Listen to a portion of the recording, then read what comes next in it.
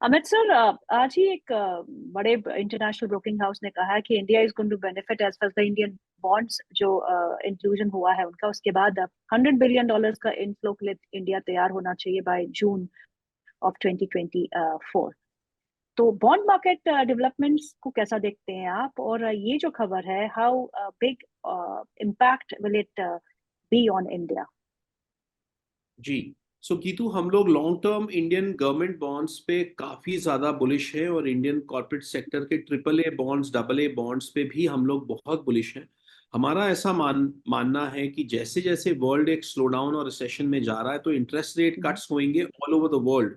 और Indian RBI भी जो है रेट कट्स कर पाएगा। अभी वो रेट कट्स इसलिए नहीं कर पा रहे हैं क्योंकि यूएस में इंटरेस्ट रेट्स अभी भी बहुत हाई हैं। अगर आप यहाँ जी। पे इंटरेस्ट रेट कट्स कर देंगे तो आपकी करेंसी प्रेशर में आ जाएगी।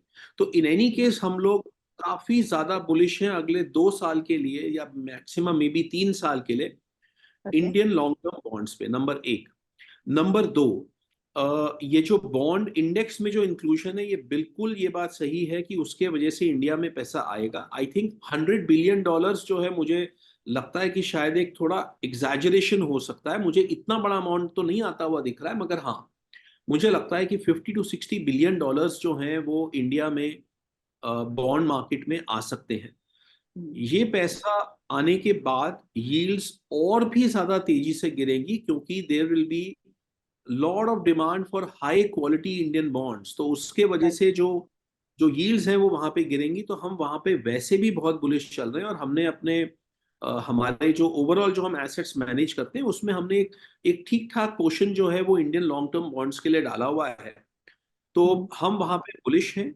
और ओके। मुझे लगता है कि भले ही 100 बिलियन ना भी आए, 50 बिलियन भी अगर आ जाता है तो जी। ट्रैजेक्टरी बहुत क्लियर है कि एक तरफ ब्याज की दरें जो है आने वाले समय में घटेंगी और दूसरी तरफ इंडियन बॉन्ड मार्केट में पैसा, इंडियंस का भी पैसा जाएगा क्योंकि सेफ हेवन्स में जो है वो डिमांड आएगी। और दूसरी तरफ जी। बाहर का भी पैसा बॉन्ड इंडेक्स में इंक्लूजन की वजह से आएगा।